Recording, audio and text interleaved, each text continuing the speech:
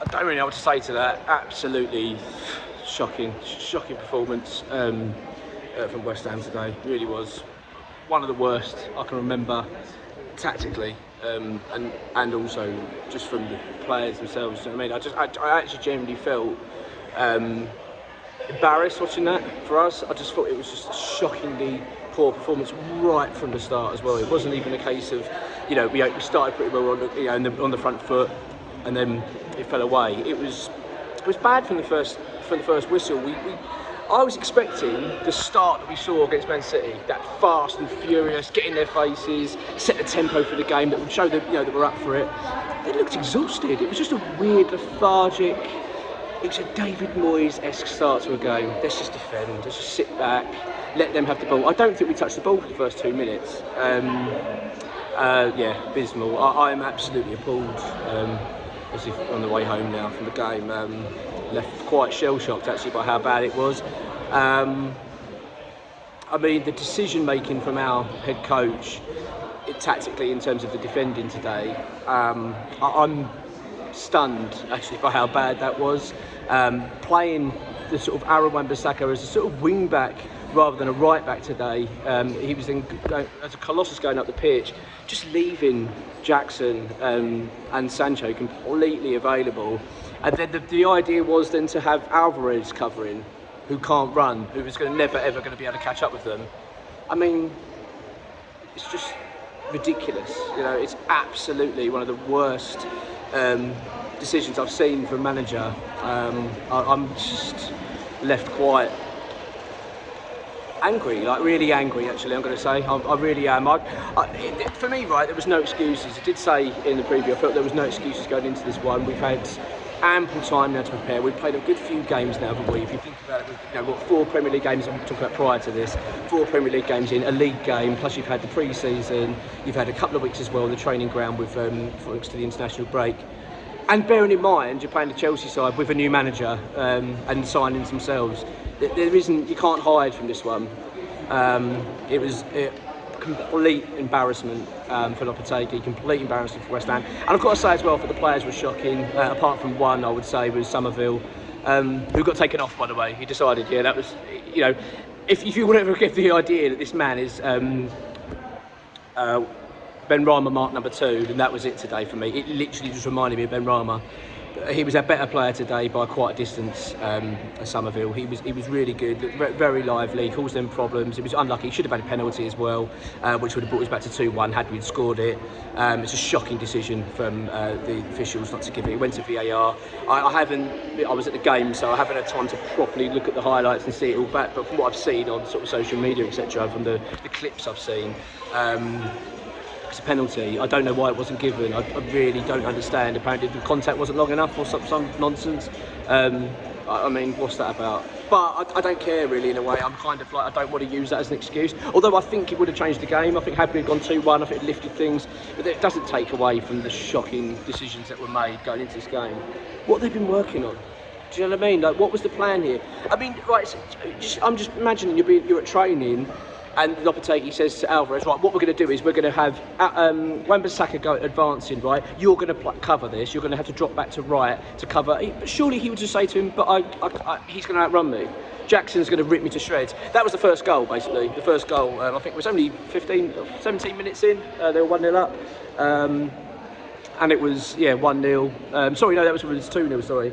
1-0 was when we were, the first goal from Jackson, which was earlier than that. And it was shambolic. It was so poor.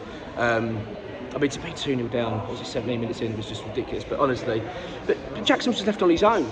So Alvarez had to try to come back and chase him, because I say Wan-Bissaka's up the other end of the pitch, and you could just see from a mile away, like he was just never going to catch him. It's so much space, and he tucked it away. It's far too easy, as far as I'm concerned as well, with the goalkeeping. It's really poor. The second goal, though, as I say, that was on 17 minutes, and this is where it came through the middle this time. But again, it was just so easy. They just drop a little bit deeper. We can't handle it. They just basically just cut us open. And if it was Caicedo played in Jackson, then it was just 2-0, and it was just too easy, far too easy. And it could have been more. It really could have been. I was disappointed with a few of the big players today. I thought didn't step up. With Lucas Paqueta, I think he's having a really shocking season so far. I haven't seen enough of him. I know he was trying at times, but his product just not good enough. Kudus, I thought, grew into the game as it went on. He started very badly, then he sort of slowly got into it. He did have a goal chalked off for offside.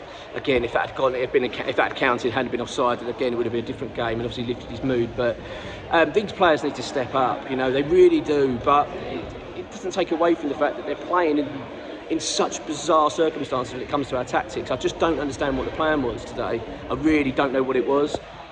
Defensively in our midfield just wasn't working. So much so that Rodriguez was taken off in the first half. It was 37th minute. He got taken off for Souček. I mean, you know when things are fucking bad, when Thomas Souček's called upon in the first half to come in and save you, you know you've got it badly wrong.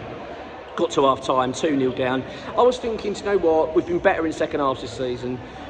Let's get ourselves up. I knew the next goal would be the key. You know, that third goal of the match, that was going to be the key to the game. If West Ham can get themselves back in it, then it would be a different second half. But no, I mean, what on earth was that? 3-0 down within, I think it was less than 2 minutes.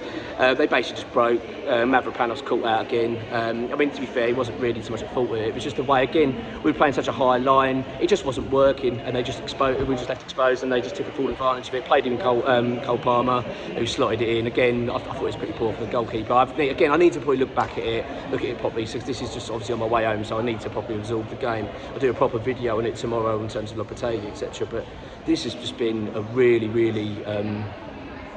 a bad day for West Ham, and it's concerning now. I don't want to jump on the bandwagon now, saying, you know, I've been saying for a while, it's early in the season, not panic, and I don't want to say I'm panicking, but I'm really concerned. Like, I'm looking at it now thinking, well, hang on, you know, we're not seeing anything. We're not seeing any improvements, are we? We're not seeing anything get better. If anything, we're getting worse.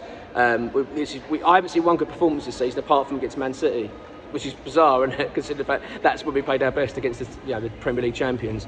The other games we've been shocking. Even the game we won, Palace, we were poor. You know, it kind of overshadowed a bad performance, that result.